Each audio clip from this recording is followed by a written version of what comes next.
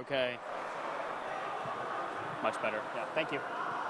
Okay, we are back now with the USA versus Italy men's division. Once again, this is day 2 of the 2019 Dodgeball World Championships. We're live here from Cancun, Mexico. Terry, what do you think we're about to see?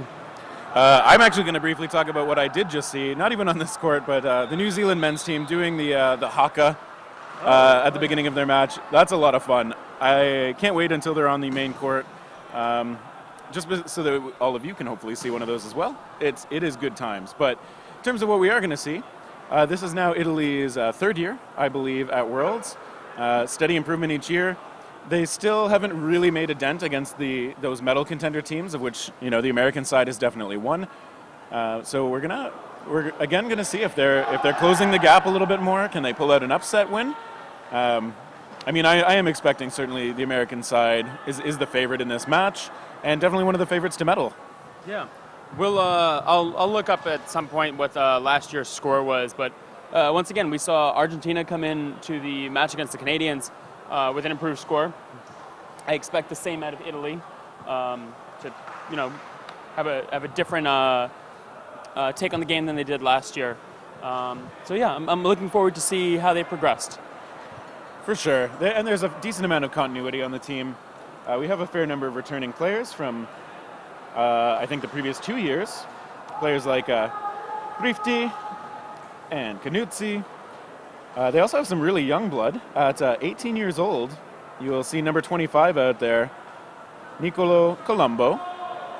We've often seen young players really make a mark at this tournament. If they've played well enough to earn their way onto their national team, then they definitely have the potential to just kind of break out in a tournament like this. We saw that from the USA's Hashimoto last year. Yeah, another interesting point, just from an anecdote from Team Australia. When I went out to dinner with some of the players earlier this week, and one of the things they told us is that some of their players have only been playing dodgeball for a year or two, but that their abilities from other sports and the training they've done elsewhere has transferred over so quickly that they've been able to make that mark. So it's not surprising that there's some very young players, right, that are athletically gifted that have chosen dodgeball and just click for them. Yeah, I mean, certainly if you've played other sports, especially if you've played, I'd say, a throwing sport, obviously. I mean, in North America, we often see baseball players or sometimes quarterbacks from football being able to make the switch over to dodgeball and have that throw at the ready already. It just needs a little bit of tweaking a lot of times to adjust to whatever ball type you're playing with. But also if you've played sports where elusiveness and quick movements are necessary. Like golf. Yeah, absolutely. If you've ever seen me golf, there are a lot of quick movements.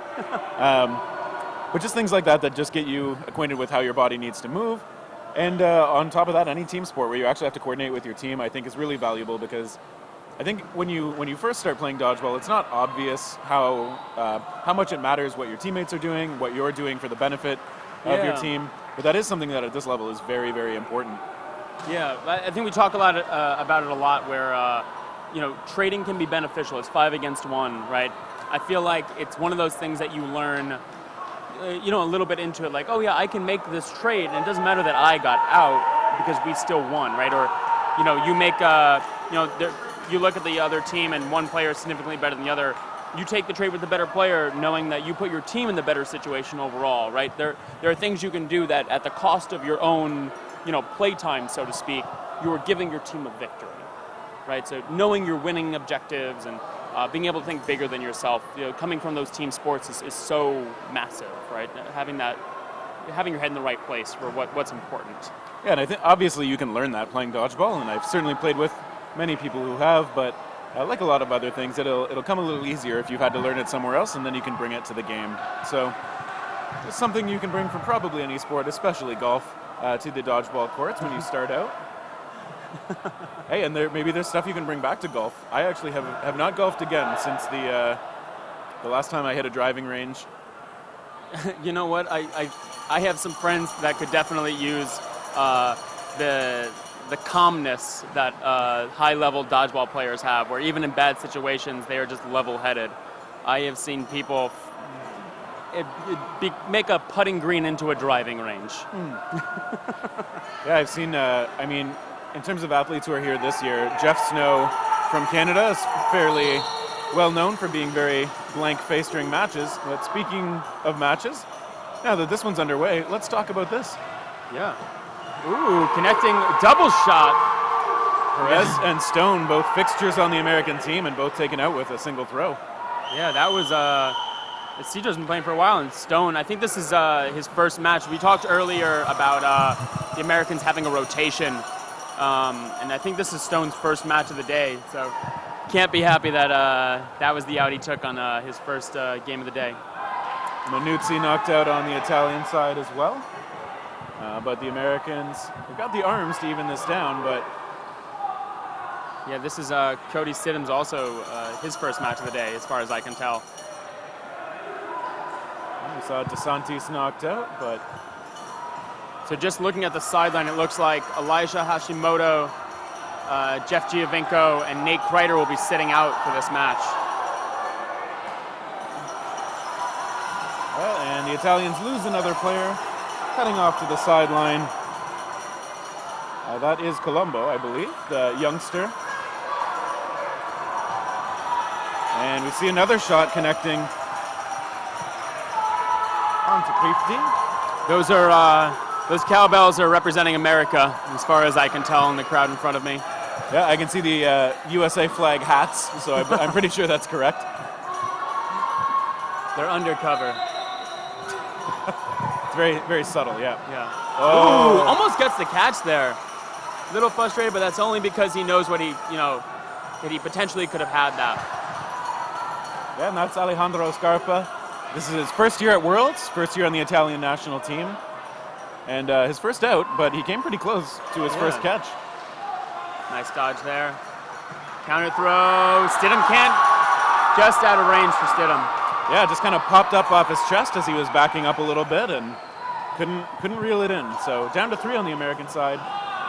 Yeah, and we see that good, honest calling themselves out. And so, 1 second. Oh, were you in the middle of it? Yeah. Oh, I heard the pause. Sorry. It's me. You know me. Running up here to give a shout out to Cody Stidham for making the Team USA roster from Regina in Saskatchewan, Canada. She played with Cody on Team USA. Is that how it's pronounced, Terry? oh my goodness, yes, it is. I'd forgotten about that team, but yes, USA. Love it. Just needed to run up here and ruin Terry's train of thought and give this shout out. I'll leave you guys to it. Thank you, Jake. Jake, feel free to send us messages for anybody that comments on the World Dodgeball Federation story with questions. Send them our way. At World Dodgeball Federation, we had 316 views on our story, that particular question, and no questions asked. Yeah. So people, you need to step up your game. Ask us questions. We're here to answer them. Or shout outs, fun facts, anything. Anything you know about the players and want to call out, we're happy to mention it. Spread the word. Did you see DeSantis there taking a turnaround shot, like full spin around before he let go of the throw? That's his staple. He did a lot of that last year as well. He's got a style to him. He does. Great catcher too, but like, man, it's so risky to turn your back on teams that are able to get rid of that ball quickly. And we see Prifty knocked out as well. That spin move is something I've seen a decent amount by the local level as well. Some players are very effective at it. Mike McGee is so crazy with those throws from his knees. There's such power from that shot, and I don't understand it. Yeah, good mechanics, even if his legs aren't all the way involved. I don't know what his sports background is too well, but and we see Manuzzi hit out as well. But yeah, if he's used to, say, playing catcher in baseball. Yeah, that's a good point. Oh, and we see Perez trying to shadow catch there, but he isn't able to hang on to it. Sometimes you can lose sight of those balls if your teammate kind of blocks the visuals. Yeah.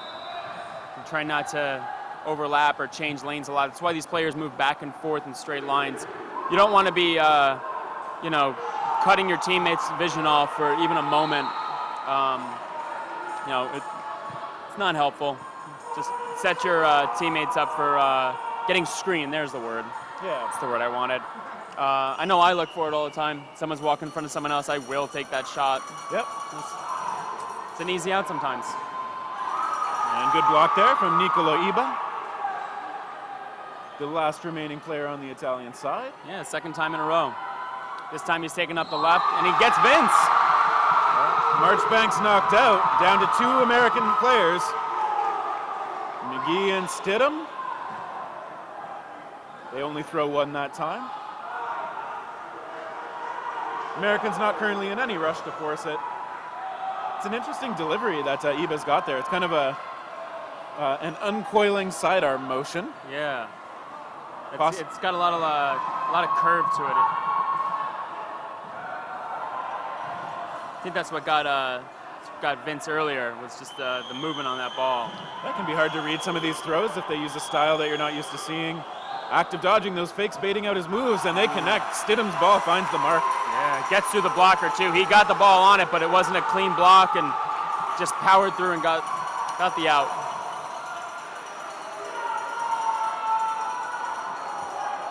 All right, so the Americans with the 2-0 lead, establishing their game early. That last point was pretty close, so Italy certainly not out of it, showing quite a bit of fight. Yeah, we got about just under 15 minutes left. It's 14:45 it looks like from here.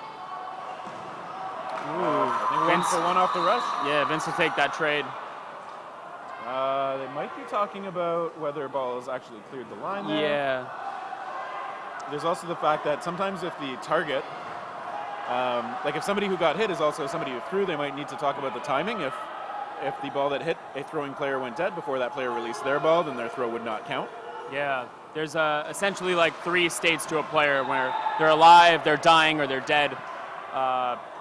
The second a ball is hit up in the air, that player can still make throws and all that, but the second that ball hits the ground, that player is officially dead. Marchbanks is back in, and I think I saw the ref pointing to the clear line, just indicating that the ball Team Italy threw was not actually cleared, therefore that player's throw cannot possibly eliminate a player. Got it. So even though, yeah, he got hit, that player is automatically out the second he throws before clearing. Well, not able to use that even as a certain kind of distraction. Ooh. 60-foot shot onto Andrew Ketchum. Yeah. What a shot. And similar to the hit that nailed Cody Stidham before, kind of popping up and backward off his chest. Mike McGee getting down and low. Well, that was an aggressive throw. No surprise. Yeah, resets the clock. Gets a ball in Dylan Clark-Godin's hand, and Mike with the shin tap. Taking out DeSantis. Certainly one of the fixtures for Team Italy. Yeah, another player that was here last year. And now we saw that those shots missing, so, but the Americans do have to throw again. They've got 3 balls, but they've also got the extra player. Stone is out perhaps on a line violation. Yeah. We shall see. I mean, the refs were pointing at him. I didn't see what actually got him to go, though. And I think on that return shot, Clark-Godin just avoiding it. I didn't even see Perez back there. From our angle, we're off to the right side of the court. So he was hanging out in that back right corner. I thought it was 4-on-3, but Isidro was just hanging out in that back corner waiting for a catch. I mean, he's known for his catching. He's known for his throws. Yep. He's known for being very good at dodgeball. He's a pretty complete player, I'd say, having seen him the last few years here at Worlds. He's someone I know I watch a lot in their mechanics in 7-inch, just because he's such a veteran of 7-inch in this American squad. If you want to learn something from anybody, it's definitely Isidro as one of those players. I love the different curves he seems to be able to get on his throws with the foam ball as well. Not only the different kinds of curves, but just the degree of curve is pretty strong. So, definitely someone whose mechanics I admire. Yeah, and he's a lefty. Yeah, which just changes everything up entirely. Yeah, that can mix things up a bit for people. Meanwhile, we do see the court being attended to. I'm guessing that's that back pedal issue that's been mentioned before. It seems to be in that exact spot that we've seen attended to a few times. You can see the Italian players just trying to keep loose. Okay, we've got just over 13:34 left in the first half. Once again, this is day 2 of the 2019 Dodgeball World Championships from Cancun, Mexico. we'll be going. We have round robin through Friday. Saturday starts the bracket. Sunday is the grand finals and the 3rd and 4th place matches. So tune in with us all week.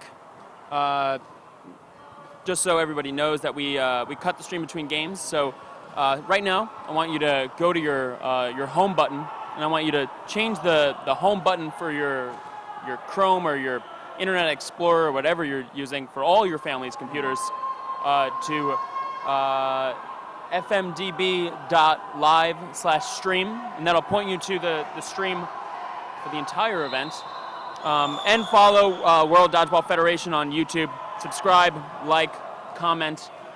We are reading comments in the stream as we can. So yeah, let us know what your thoughts are on the game. Yeah, and we'll know if you don't like and subscribe after going to the page. So just expect a slightly disappointed call out. We're like Dodgeball Santa Claus. Yeah. Coal in the stocking for certain people, and a fresh pair of knee pads for other people. Yeah. Thank you, Baliste.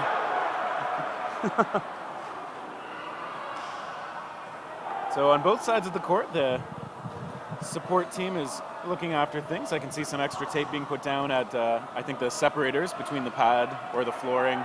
I don't know what to call this. The chunks of floor that people are walking on and playing on.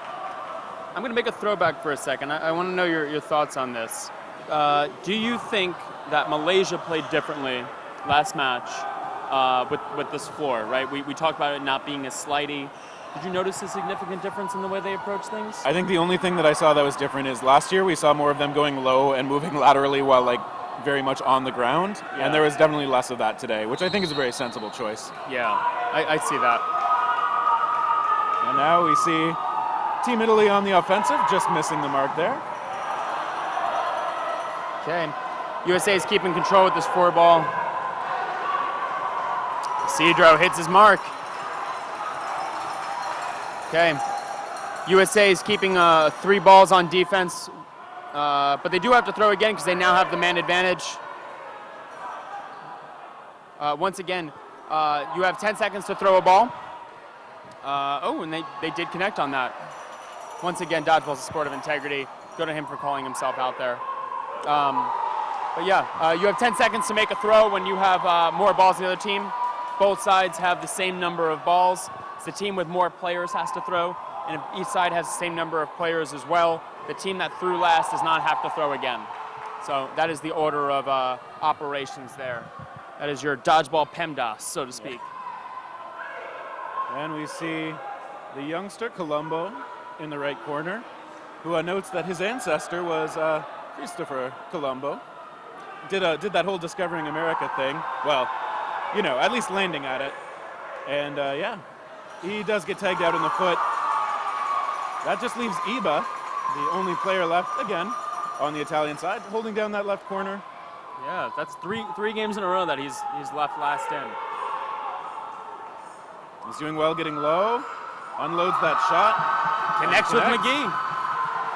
Yeah, we're seeing that slightly unorthodox delivery has been able to do some damage. I think McGee twisted something up a little bit there. He's kind of holding his leg a bit. So yeah, he's walking it off a little bit. You can see Nate Kreider talking to him, and I think that throw from Perez, yeah, that got the foot. Yeah, I think that was a hit. It sounded hitty. Yeah, I am just as shocked as he was that shot connected from like 45 feet. Yeah, those are the ones that if I ever hit those, I'm like, nice. I probably should not have taken that. Like, it worked out this time, but maybe Isidro feels a little more confident than that. But I've seen Isidro make corner-to-corner shots and just be like, yeah, I'm going to make this. Yeah. Confidence, very important for high-level athletes. Yeah, and with like an insane curve, too. He just has such control over this 7-inch ball. Like, he's also currently... him, Vince Marchbanks. Who else on this team is on Heat? I feel like I'm missing someone, but Heat currently the American national champions in 8.5-inch rubber, which Isidro, despite being the current national champion, not well known for not loving rubber, so to speak. Interesting. I think I've heard some of the American players on Bush as well seem to prefer foam to rubber, even though they're also excellent rubber players in Elite. Yeah, I mean, I'm falling in love with 7-inch more and more every year. So. And speaking of one of those Bush players, Eric Stone back out on the court on the left corner for the American team. He's been a captain or co-captain multiple times. He's been a great performer for this team. Just a very solid all-around player for Team USA. Yeah, and Brett Furlong as well, coach of a USA team, I think was also on Bush, if I'm not mistaken. Don't quote me on that just yet, unless I'm like... If you do quote him, though, please tag USA Dodgeball on Instagram and just make sure everybody knows. Once again, looks like some extra attention being paid to the court in that general area of the opening rush for the American side. Got to fact check myself on Bush. We do see the staff here kind of always at the ready, the referees and others kind of keeping an eye on the court. We do think player safety has to be the most important thing here.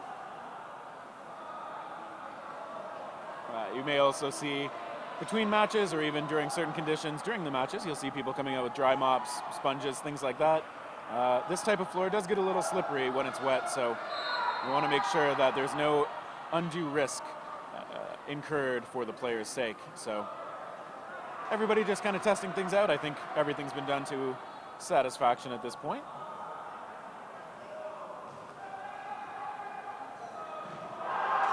Okay, I don't know what I saw earlier, but I saw a photo of like Ashley Cook, Brett Furlong, Eric Stone. Maybe it was a regional thing. Yeah. Forget exactly what I saw. Forgive me and my big dumb head. That was a very high throw. Yeah, it's a bit of a mea culpa. I'm not sure if I'm using that Latin phrase correctly, but that was Eva, I believe, just kind of basically hitting the stands. Yeah, something coincidental about that shot hitting the Sky Zone banner. So I think Ketchum may have caught that. It sounded like a solid catch, but my angle was not right to know for sure. He seemed very like, yeah, that happened. Just very nonchalant about it. Just, yeah. Yeah, that was DeSantis' ball. He's still on the court for the moment. Refs coming together to discuss. DeSantis, a computer engineer, and on his third year at Worlds.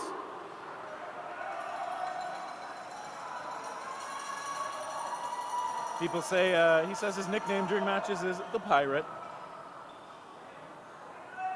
Really? It says because I made bubbly during matches. I don't exactly know what that means, but I'm hoping it's awesome.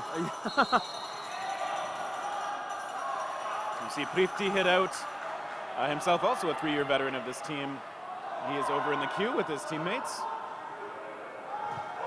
And that shot, I think, yeah, finding Manuzzi. Connects. And once again. Yeah, I mean, this seems like a pretty reliable pattern at this point. This time, unfortunately, Eva has, well... Catch by Glenn Spacier. Yeah.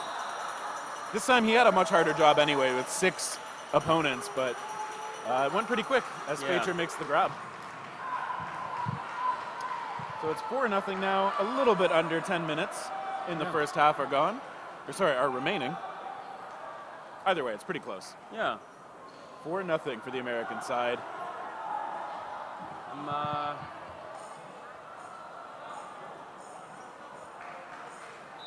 My mind is just blank at the moment.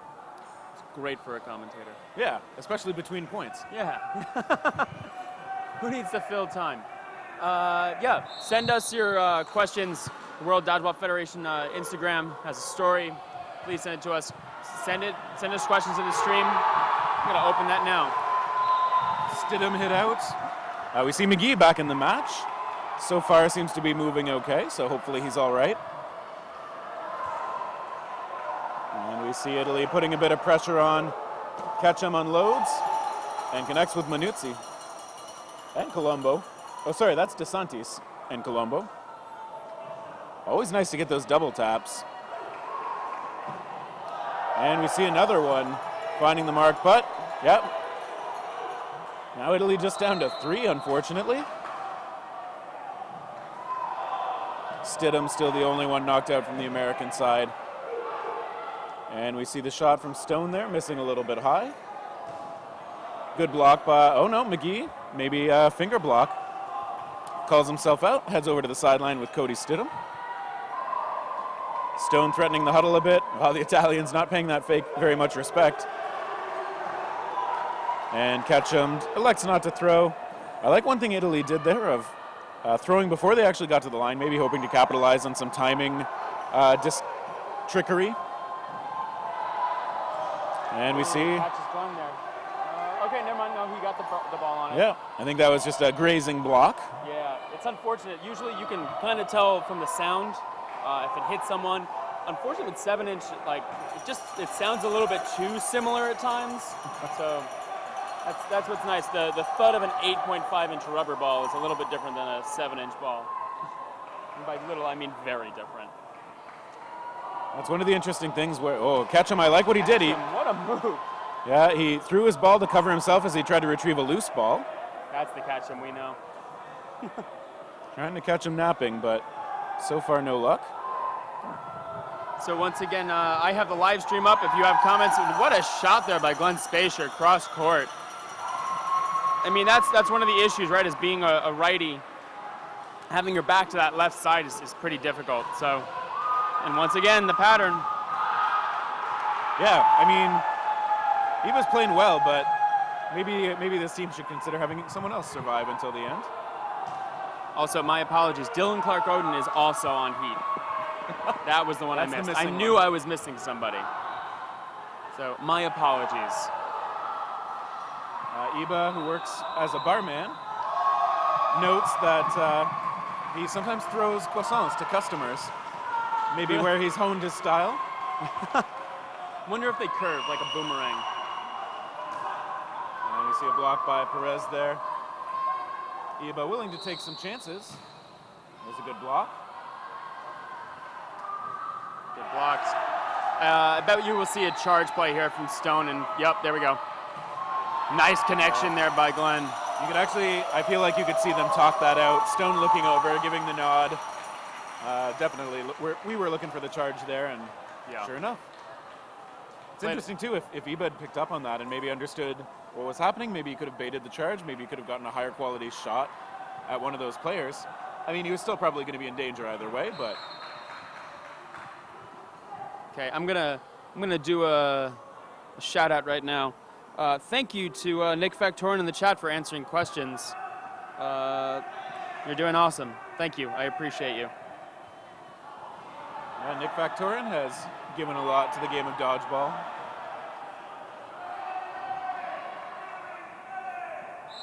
And here we go. I'm not sure if that actually counted as a false start from Italy, but they did jump a little early. Marchbanks hitting out Colombo. Marchbanks, a long-time dodgeball player, probably most famously with Team Doom. And Stidham hit out on a little, something he was trying to make a catch for. A nice little back roll from DeSantis. Cedro trying to calm down the team a bit, making some, Mike McGee getting tagged there. Yeah, he was decisive with that block, but maybe it caught his fingers or a bit of his foot on the way down. Yeah, big shot there from Clark-Oden. Okay, 4 balls here for the U.S. side. 4v3. Ooh, double team. That's Prifty, right? Yeah. And they tag out there. Prifty knocked out, and just 2 left. Not Iba, either of them notably. You see a couple of throws, just kind of missing the mark. DeSantis, who of course has been a very reliable player out there for the Italian side. And Scarpa will leave DeSantis alone. DeSantis, spin to win. Guaranteed good times with him. Yeah. He eludes those balls. He's got that pirate bandana on, and there he is tagged. There you go. A lot of big thuds.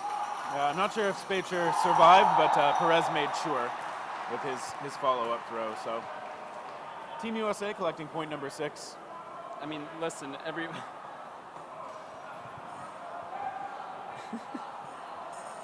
Sorry, one of the questions in the chat is, what's a yeet? And what is a yeet, Bill? What is a yeet? It's just a yeet, man. A yeet's a yeet. It's nothing like a yeet. If you want to head to Urban Dictionary, you will learn more about the yeets. I actually hear that term more in Smash Bros talk than Dodgeball, to be honest. But I mean, I think when Catch'em gets a ball, that throw is a yeet. That's a yeet. Yeah. That's a yeet. Yeah. Catch'em tagged on the feet, but Thrifty eliminated on the exchange. You see DeSantis holding the line, but yeah, he does get tagged by McGee there. And I think Stone a little exasperated with himself. So we've got 3 on 2, but Team Italy with extra balls heads to the line. Colombo, both players are taking the shot. Dylan doing a good job of getting out of the way, getting his legs in that secondary movement, making sure he's not tagged on the toes. Good work there, staying alive. Big tag, nice shot by Dylan. Beautiful shot there, really just nailing where he was going to land. Yeah, you got to be able to place those shots. Sares was taken out, and now Colombo by himself faces some pressure, and Perez again with the kill shot. He's showing really good accuracy again, which is not really a surprise. Just under, or I think exactly 4 minutes left in this first half. Once again, there are 2 halves, each of them 20 minutes. When the clock gets down to 0, the game stops. Each team with their remaining players goes to the back line, and it goes to no block, sudden death. Ball becomes an extension of your arm. So look for that in this game. Might happen that right before the timer hits 0, both sides will just launch all their balls because you will always start with 3 balls no matter what. So as that timer wears down, look for a lot of excitement to start building up as people try to give themselves a bit more of an advantage going into no block. And we see Team Australia calling a timeout here, probably looking to maybe stop the momentum of the American side a little bit. Timeouts can be used to kind of try and stall momentum from the other team sometimes. And maybe just talking things over, adjusting tactics a little bit. They've had a few points where they've come pretty close, but certainly so far it seems like the American side is just kind of overpowering them with more accurate throws and more elusive play from their defensive side as well. Update from the chat, and thank you all. It's 4-4 right now between Canada and Great Britain's men's squad. 4-4. Yeah, Great Britain maybe learning some stuff very quickly. I'm not surprised to hear that, right? They're still a veteran team, mostly playing cloth. Yep. So I'm not surprised to hear that they're adapting quickly. It's mostly just getting the feel for that ball, getting that momentum. So, yeah, good. I'm glad to hear that they're starting to do well. Yeah, we can kind of make out the game on the far court from where we are, but it's hard to really see. It's hard to have the flow of that game while we're watching this one. Yeah. Just so everyone knows, each team gets 2 timeouts per half. That's why the game stopped there. Most likely, Italy wanted to make some adjustments. We talked about this before, where taking that timeout, 5 or 6 minutes before the half ends, making some adjustments, seeing what's working, what's not, and then making bigger adjustments going into the half. Paid off pretty well for Australia. False start, it seems. And even though Italy has been rotating a few team members, we see that DeSantis has been out there, I think, the whole time, as well as Prifty on basically every point. Similarly, on the American side, we've seen a lot of Ketchum, Stone, Stidham, and Spacer, I think. Both teams doing some mixing of things, but everybody on all of these teams obviously capable of playing the game at a pretty good level. Big catch on the cross court. Catch'em had the target, but he's got the catch. Yeah, Prifty, one of the many Italians known for his catching.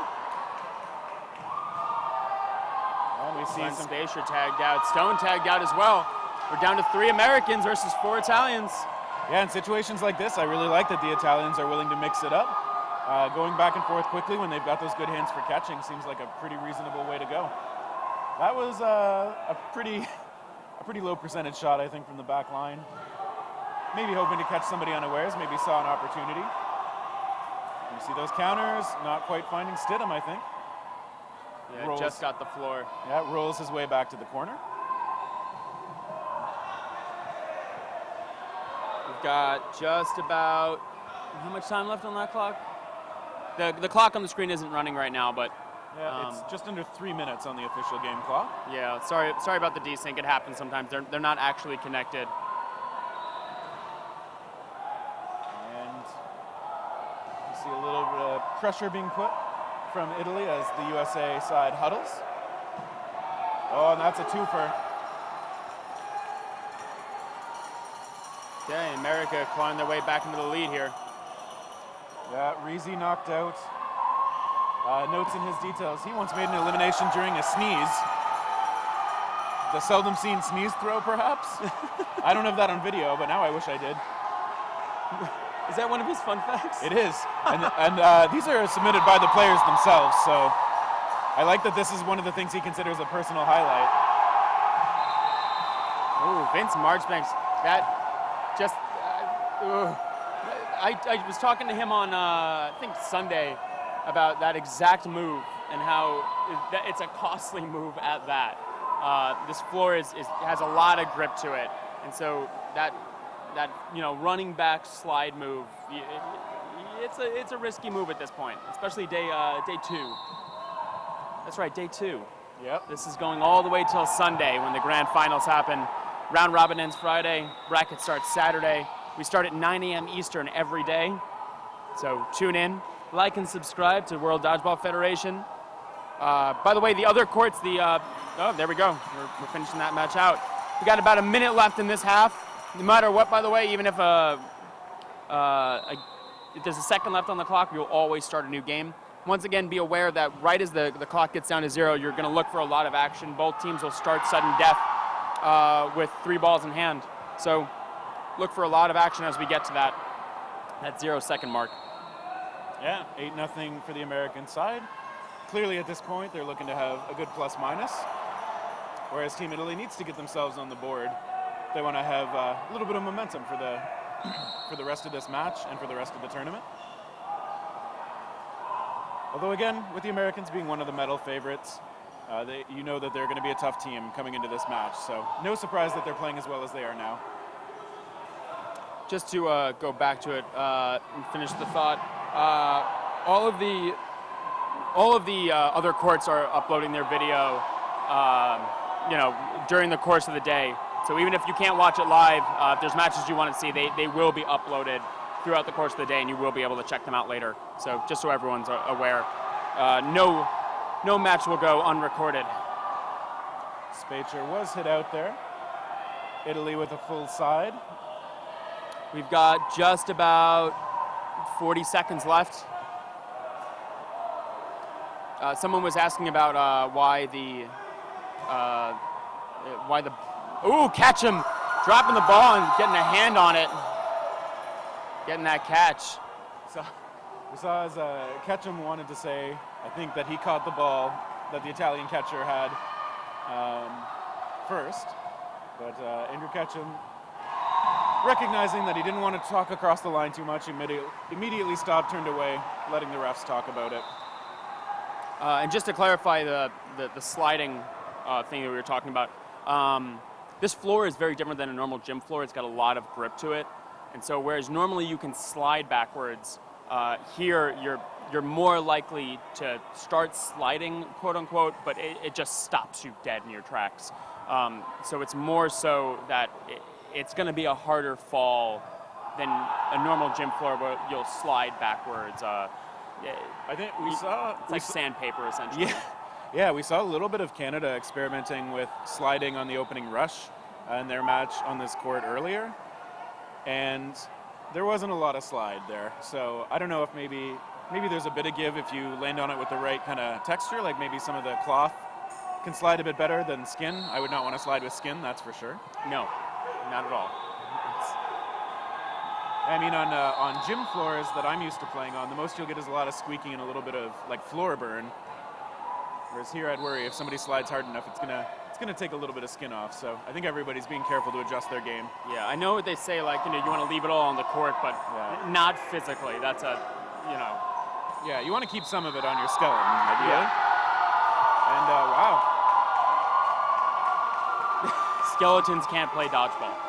You see how excited the Italian team is as soon as they make those plays. We are at sudden death now.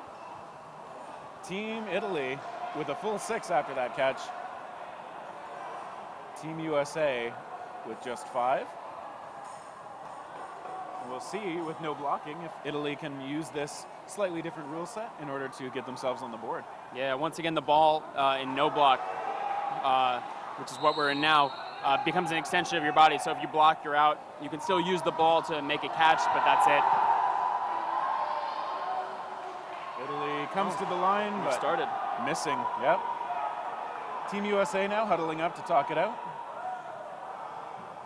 Ketchum going aggressive from almost the back line. Yeah, trying to make that cross court, especially with that righty in that right corner having his back. Just trying to get a simple, not a simple shot, but a less seen shot, so to speak. Yeah, we see those balls skimming before they hit the target. Ketchum coming right up. Ooh, that was a heat. Ketchum scrambling, a little bit risky, but he gets away with it. Yeah. Draws in a ball for his trouble as well. And we see those big throws connecting again. Just taps him on the shoulder there. 3 hits now in quick succession. Ketchum's like, give me that. I missed that time. Yeah. That's how Ketchum be sometimes. Once he gets on a roll, I love watching him. Just, there's another catch. Yeah, while holding the ball, and he looks to close it out. And I think he blocked that one. But he's going to trust his teammates to try and close this out. Couldn't even catch that one as he walked Double off. tapped Ketchum. Sometimes you just got to let him know. And now we see a couple of shots. But now backing away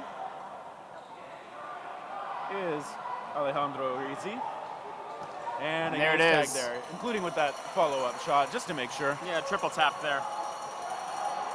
Yeah, so ultimately, Ketchum doing a fair bit of damage in that sudden death period, but the American side able to pick up the final point of the first half. 9-0 going into the back half of this match. Yeah, I want to see what Italy can do.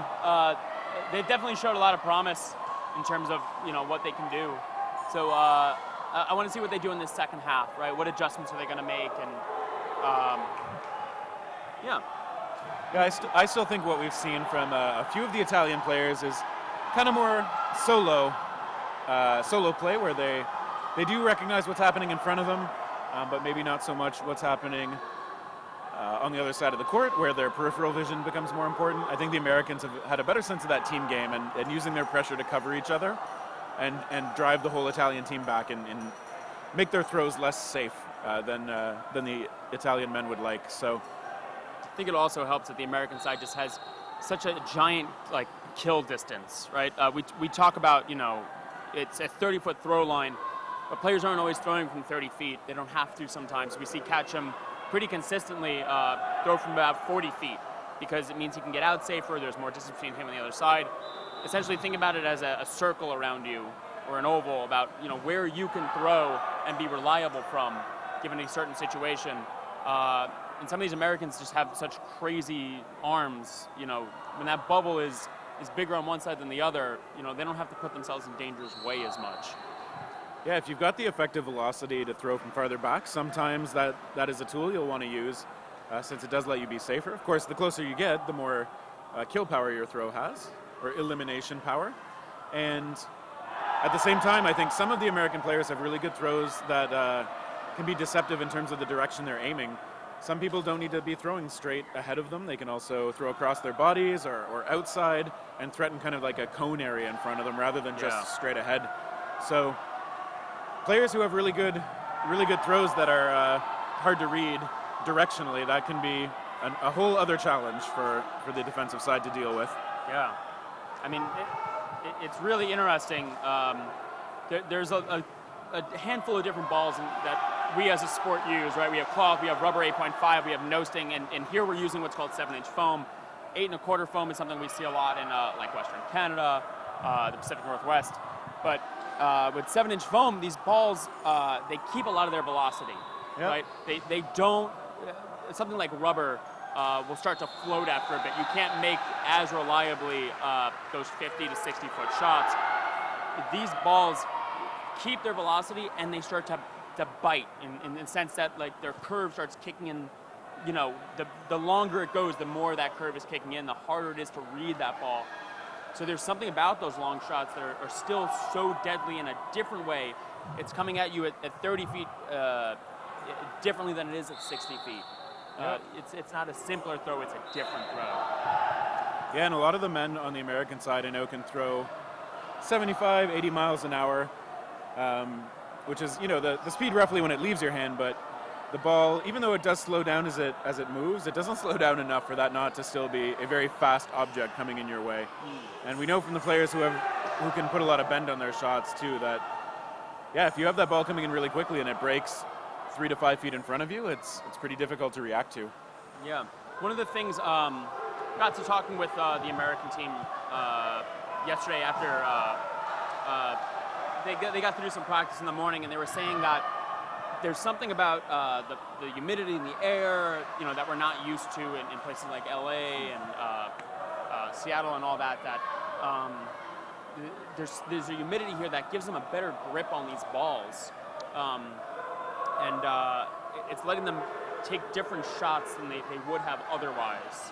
Interesting. Because they're able to grab onto these balls a bit more. So yeah, I think it's going to help your catching, but it's also going to help your throwing.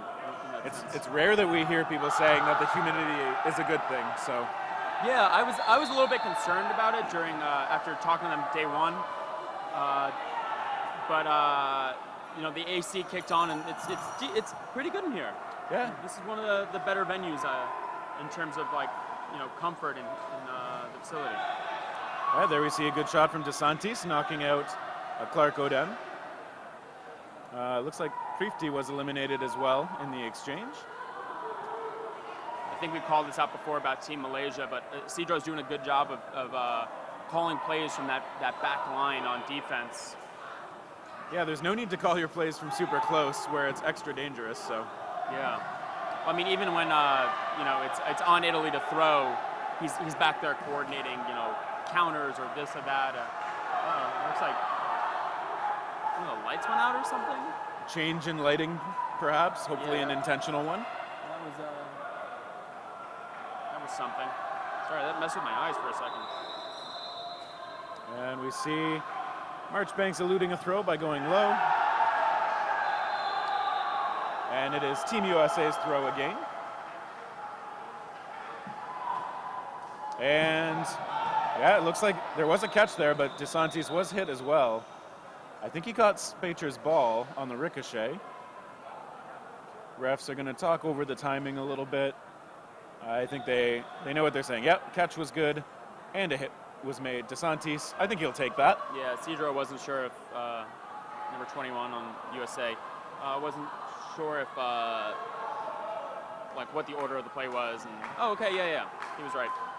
That the catch happened and the out happened before he was in. Okay, never mind. No, that wasn't right.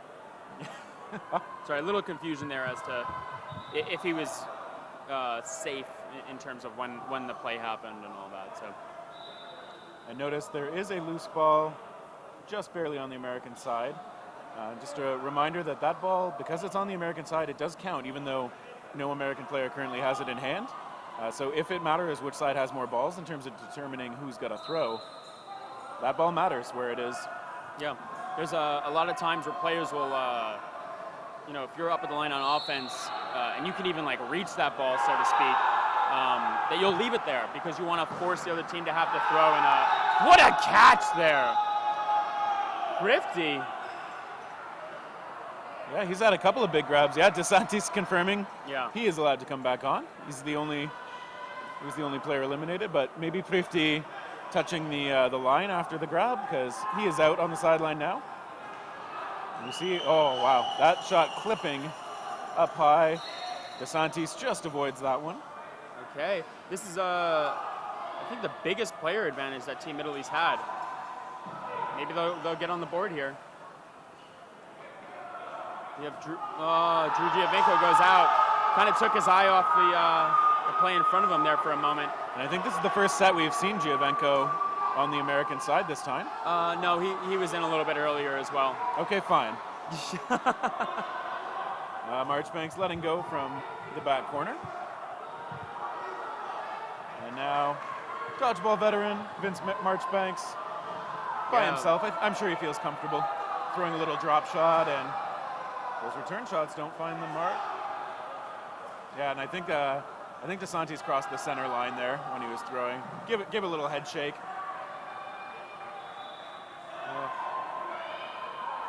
Let's see what Vince can do here. He elects not to throw that drop shot there, just a little more of a gentle throw from the back line. He's playing it a little defensively. Oh, that's out. That's the line, yep. Thrown off balance, and Italy very excited. They've got themselves on the board. Italy takes a game off the United States. Good work by them. That catch by Prifty, right, earlier on was definitely like one of those big moments that turned this game. I definitely feel like that was kind of the clutch moment in this set. Yeah, you can see the celebration. Italy has often been a team that, they celebrate those big moments with a lot of enthusiasm. Really fires them up.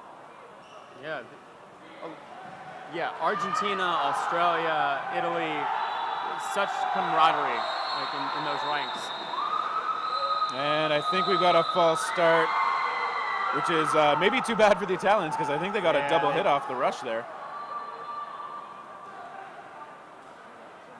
I think the call is that Italy had the false start. See a ref gesturing that way.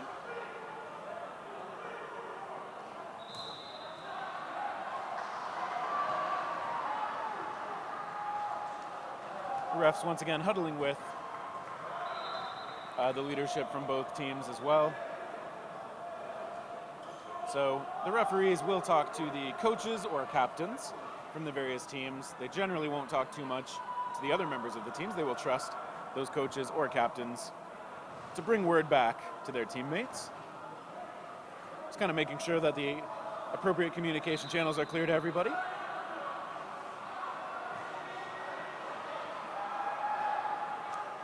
And the ball retriever on the side is kind of letting his team know what happens. Trying to get for Team Italy. back up and get those questions in. Right. So both teams starting with the balls again. So we're not going to redo the opening rush. So whatever that violation was, it is not going to result in a run for the balls. The Americans, the shot clock is on them, but Ketchum eludes that throw. So looks like Italy got a warning for a throw after an out, which is don't do that. Invalid throw in the rush. Oh, and that shot picked up off Ketchum. I think that was Clark Oden tracking it down. Giovinco still lost in the exchange. So it's always nice when you have your teammates paying enough attention to bail you out. And that's one of the advantages of going low sometimes on your dodges, is it at least creates the possibility or increases the probability of those balls popping up and becoming available for someone to catch. Ooh. Yeah, especially if you lean your chest back a bit, that angle is going to pop up in front of you, and depending on where you are in the court. That's also what's great about having like pressure on the court, is that if it hits you and bounces up behind you, it's not going out of bounds, it's instead going up, and hopefully you have a teammate there to dive and get a catch out of it. Prifty we saw catching his hat as it was knocked off his head by a throw. He goes over to the sideline. That pump fake by Ketchum really caught a player or two on Italy moving. Iba providing some pressure from the corner. Colombo avoiding the throw. And now it's Italy's turn to regroup and go on the offensive. You see Stone and Ketchum providing some cover for Team USA. Yeah, we got just over 15 minutes left in this second half. Yeah, let's see what Italy can do after coming out of that last game with a win. See if they can get themselves on the streak. We are looking at the live stream once again, by the way. If you have any questions, we will answer them. And there we see a couple of shots. Not quite finding where they're going. There's Ferrioli letting go. Catch him with the cross court, staying alive on the counter there. Cedro doing the same. Ferrioli getting knocked out, though. He also enjoys playing ping pong. Oh, and I think that, yep, Colombo knocked out as well. Some good shots, just finding their targets now from Team USA. So you mentioned ping pong, which, ooh, nice shot by Catchum there.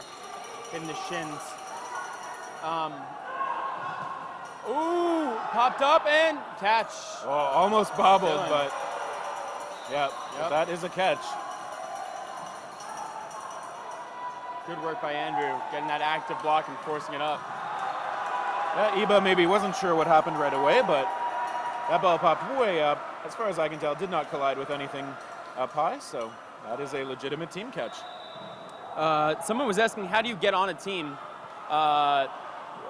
That's a very complicated question, but find your local, your whatever country you're in, their main organization. If you go on the World Dodgeball Federation website, you can find the association affiliated with the WDBF for your nation. If you don't play dodgeball or you'd like to start playing dodgeball, they'll link you up with your local leagues where you can start playing, with other players. And then from there, typically teams hold tryouts. I know the America and Canada does combines and stuff like that.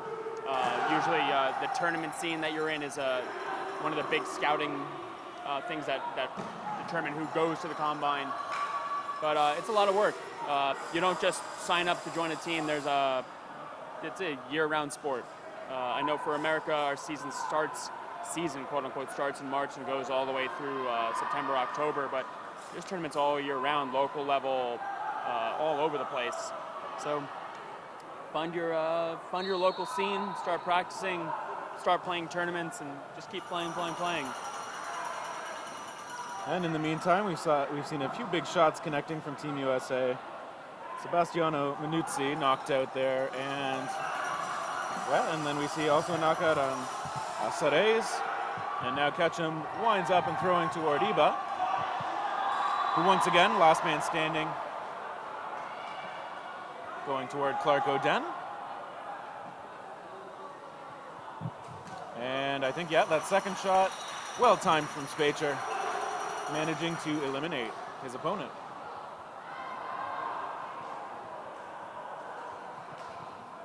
Yeah, so the Americans still kind of cruising with a 10-1 lead right now. Yeah, 10-1. We got just about 12 minutes left. Well, which team's taking the time out here? I can't even tell you right now.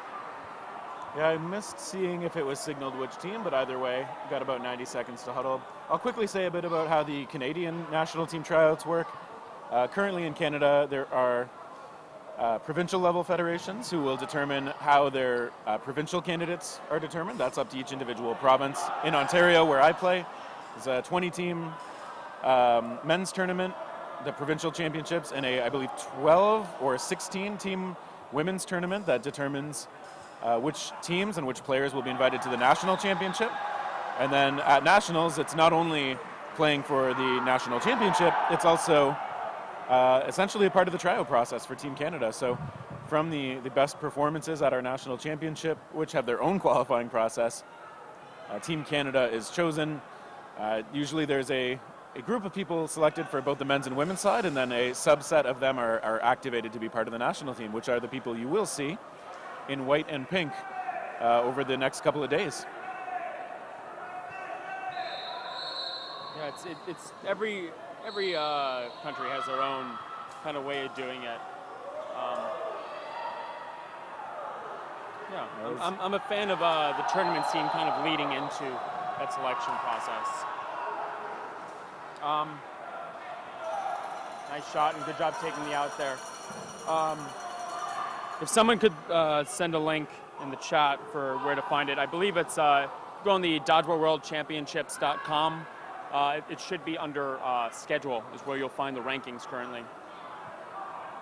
All right, and we see both teams playing a little bit more slowly now. 12 minutes remaining in the match. And I don't think there were any hits there. Ketchum playing aggressively to make sure that ball stays on his team's side. Iba returning the favor as Ketchum backs up. We've got just over, or just under 12 minutes left in this match. I want to remind you, like and subscribe to the World Dodgeball Federation YouTube. Between matches, we cut the stream and start it again. Just the way it's being done. So in order to keep following, it's the easiest way to do so. Follow us on Facebook, World Dodgeball Federation there as well. Same thing on Instagram. Colombo hit out over there. And now we see a good jump. Is Ferrioli in the far corner. Iba in the other corner. And we see the throw coming out of the middle this time. And that's Sares. Ketchum makes a grab as he leans back a little bit from his knees. And Sares is out. Marco Sares, his first time playing on Team Italy. Ooh, next. Yeah, Iba calling himself out. Iba, once again, the first 5 games of this match was the Ferrioli last one in. Still in it. Let's go. Ferrioli, another kind of lanky player with a bit of a slightly unusual delivery. Oh, and he just, on his follow-through, gets under the return throw. Ketchum baits and blocks and throws and misses high, but I think, oh, that was really close to the back line from Ferrioli. Now the Americans still with a full team. Ferrioli, wow, catches Ketchum reaching. And Isidro finishes it. Isidro's had quite a few closer points. I don't know if they're their own stat, but I feel like they should be sometimes. So the Americans getting their 12th point of the match. We've still got a little over 10 minutes to play. Yeah, I think Italy's going to use this time as best they can to make adjustments and try to get some momentum for their next match. It's going to be hard to close a 9-point or 11-point deficit, I guess. Right? 12-1 is the score. Yeah, that would require a furious pace that we generally don't really see. Yeah, that's an irresponsible pace. Yeah, a fun one if they can do it, though. Yeah, if they can pull it off. Off the rush, Marchbanks connects. And stays alive. Yeah, Manuzzi knocked out. Yeah, it's one of those plays where it was very aggressive, but his positioning and how aggressive he was forced a play. And he's a moving target. You know, you're going to have to make that snap decision. You're hoping to make that shot. So you're forcing a play, and he got out of the way of the ball. And good work by Vince there. And we see Caprara Don't quite go with the shot. Ferriola knocked out as well. Stidham threatening. Yeah, Stidham doing a good job of pressure. Yeah, those fakes look pretty convincing from up here. Colombo charged with watching Stidham from the opposite corner. We see Iba from the left side as well. Vince trying to get a toe shot on that corner for Italy. Comes up just a little bit short and hits the ground, but. And now we see Marchbanks tagged out. Yeah. Good shot from Sares. Now Team USA up to the line. On a pump fakes, trying to force some moves. Well, there's a Spacer 1-for-1. gets tagged. Yeah, but Spacer does eliminate Sares first. Once again, when you have a player advantage, a 1-for-1 trade is great. You're essentially getting yourself closer and closer to victory. Ooh, I think that was ground first. No, Dylan, just short of that catch. Colombo confirming with the ref that ball did skip before it hit him. Could kind of hear those two sounds. Yeah. I think that's one thing you learn as a player and a referee after a while is there are different sounds for the ball hitting the ground, a blocking ball versus skin or uniform. So this court especially, it's got this like skid to it. It's kind of making it pretty easy for us to be able to call traps and all that. And that's a great shot. Getting right under those blocking balls, and Iba knocked out. Yeah, they don't want to leave Iba in for last. He's pretty good at that situation. Good pressure by Isidro being heads up, and Stidham has just been giving great pressure all match. Yeah, Colombo by himself. The youngster, I think he's going to throw here. I was right. USA is going to come back.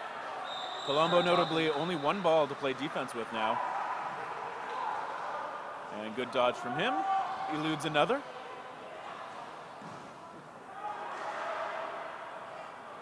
And as he comes to the line, he's going to look to claim that ball. Stidham putting that pressure on. And Isidro Perez jumps out of bounds. Drives him back. That is the point for Team USA.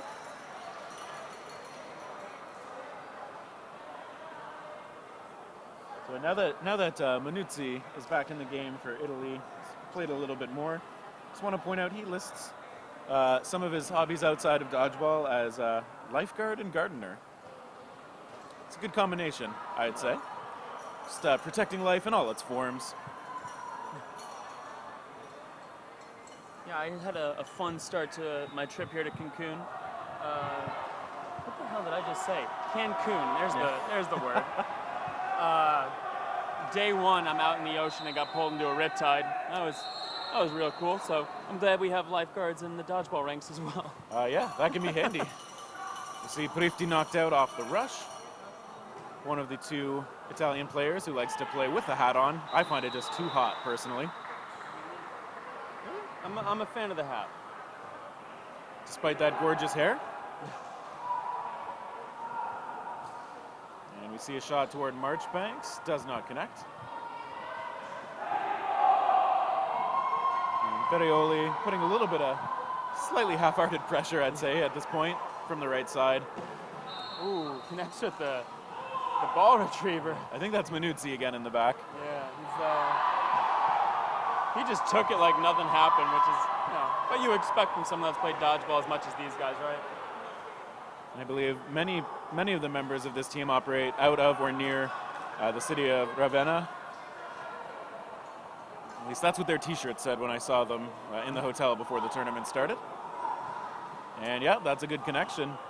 Yeah, I remember, I think we interviewed them last year, and they were saying that there's like one main league that a lot of them come from, and then there's like one or two offshoots where some of the players come from.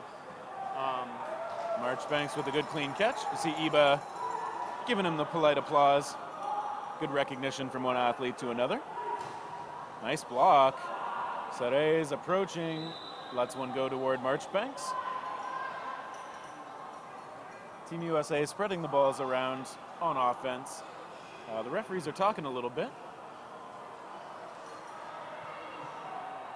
Not sure what they're talking about, but we will see if we can tell from the way they break the huddle what they are looking at. We got 5 minutes and 45 seconds remaining in this match. 13-1 in favor of Team USA. Yeah. I want to see what Italy can do here, right? Like they're going to want some momentum going into the next matches for them. And yeah, at the moment, we see they might just be talking about how the players are holding the ball.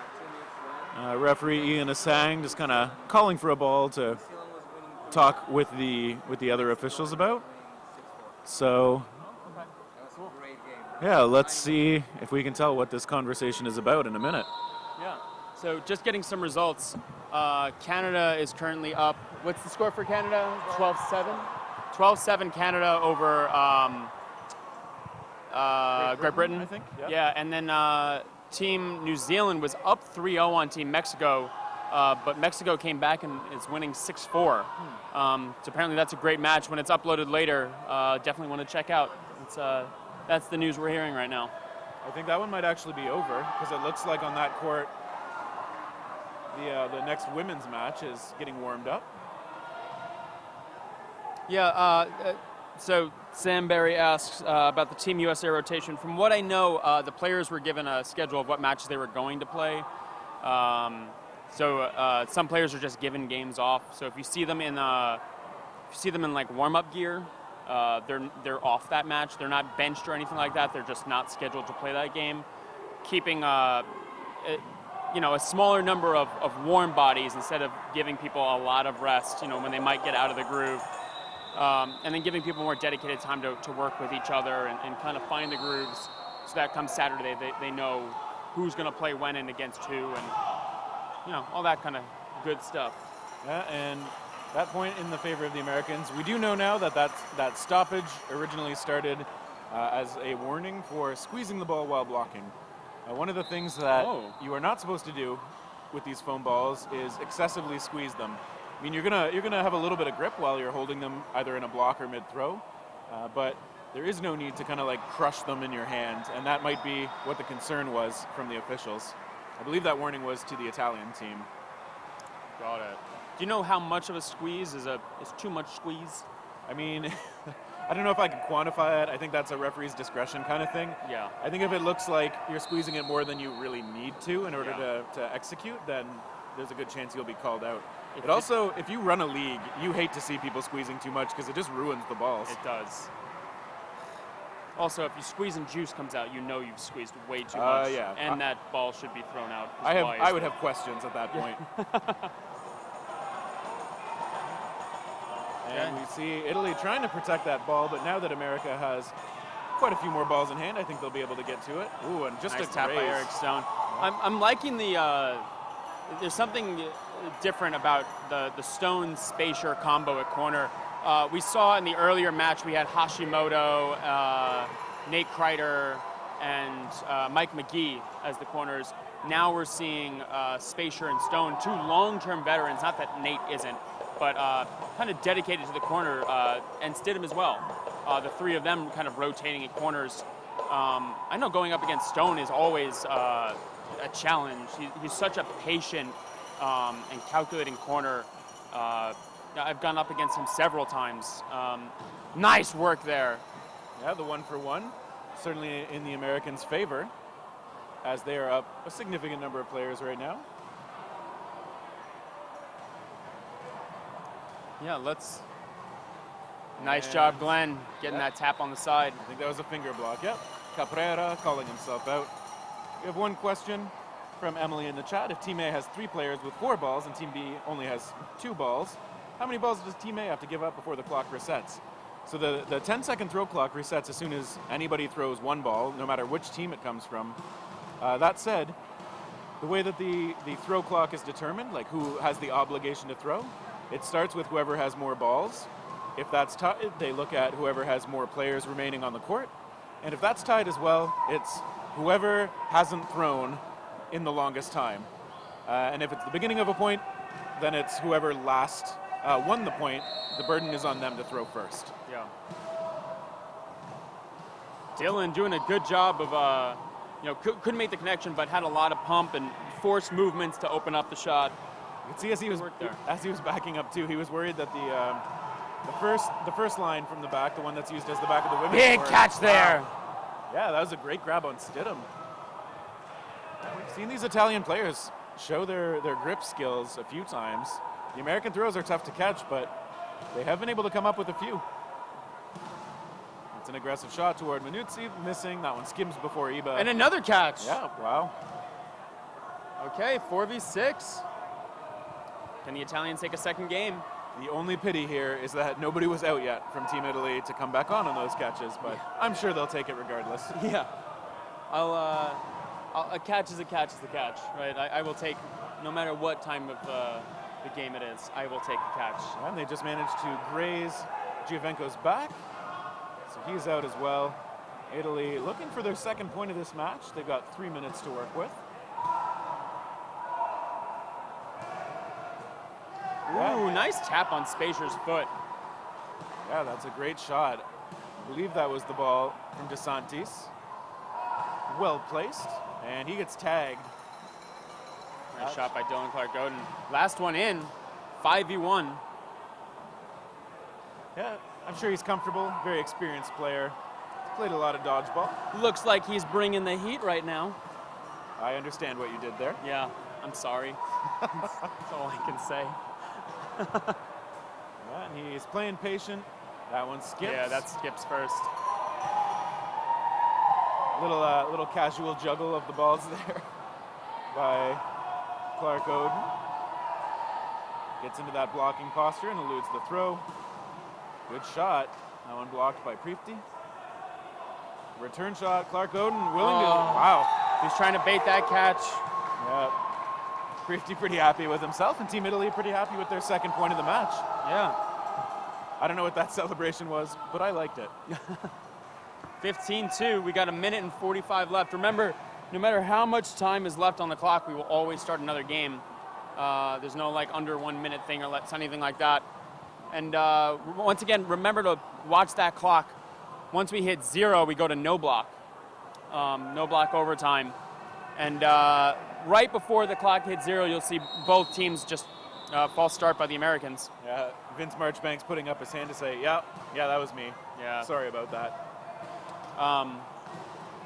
He swapped out just to make sure nothing, you know.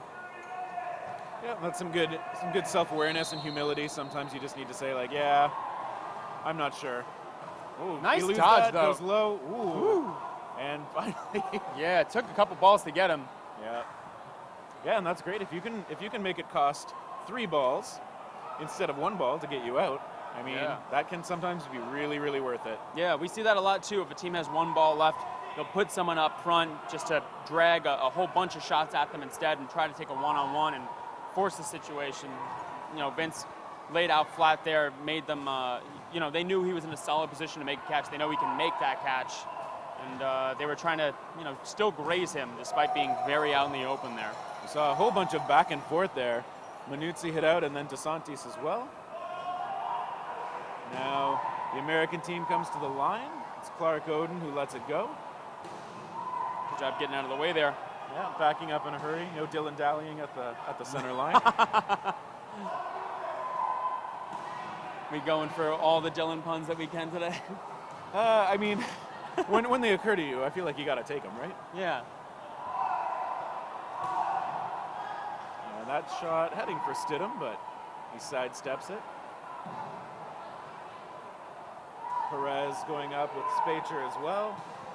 Let's see who actually lets this go. It's Perez with a gets a disguised release, but yeah, that one's blocked. Yeah. 30 seconds. Look for the pace to start picking up here. Clark Oden hit out. Iba holding the line along with his teammate Scarpa, and Scarpa hit out. Perez wants to take another shot before time runs out. That one, I think, skimmed before it hit. That hit the ground first. 4 seconds left. Spacher takes a shot and misses. I'm surprised Isidro didn't throw. Actually, maybe Iba did get hit out.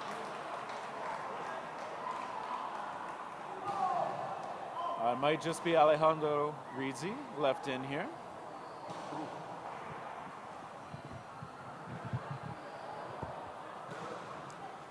Describes his play style as aggressive, and he may need to be in this no blocking situation. With lefties playing left corner, I have some thoughts on that. I know what you're saying. There's an advantage to having a lefty in the left corner or the right corner. What's nice about having a lefty in the left corner is that as you follow through, typically your body is now square to the inside of the court instead of the outside of the court. So as a righty that typically plays left corner myself, and that'll finish the game. Sorry, this is a question from the chat, by the way. Having your follow-through point to the inside of the court, you're going to catch more. Isidro's known for his catching prowess. Having him on the left corner as a lefty just seems to match up with his skill set. Yeah, and I can say I'm a right-handed thrower, but I prefer playing in the left corner because during the wind-up, I can still kind of see the whole court.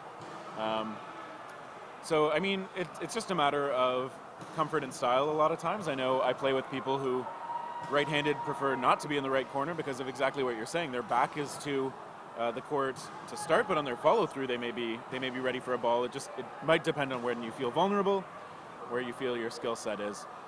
But just want to confirm, Team USA did take that match. Italy with putting up 2 points, but the Americans with, I believe that was 16 on the final count. Pretty good showing on their part. Yeah. One other thing, as a lefty on the left corner, if you think about where your throws are coming from, right, it's, the court's about 30 feet wide. And so if you're a righty throwing from the left corner, you effectively are throwing within 28 feet, right? Your release point is about a foot inside the bounds of each side. As a lefty throwing from the left corner, you can throw from outside the boundaries into the court. So your opposing corner now has to worry about a bigger angle. What's nice about playing corner is that typically you have reduced the angle at which a ball can come at you. So as a lefty playing left corner, you can get on the outside and force openings that righties on left corners can't do, right? Unless they have a slider or something that comes, that right to left motion, you have to force it through different means. All right, well, coming up soon, we are going to see the women's Team USA playing against the women's Malaysian team. So that'll be a rematch of the gold medal finals from Los Angeles last year. So coming up soon, Team USA against Team Malaysia in the women's division. And we will be back with you after the break.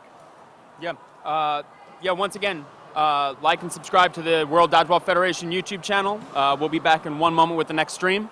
But like and subscribe, follow the pages. It's the easiest way to see that the next match has started. Perfect.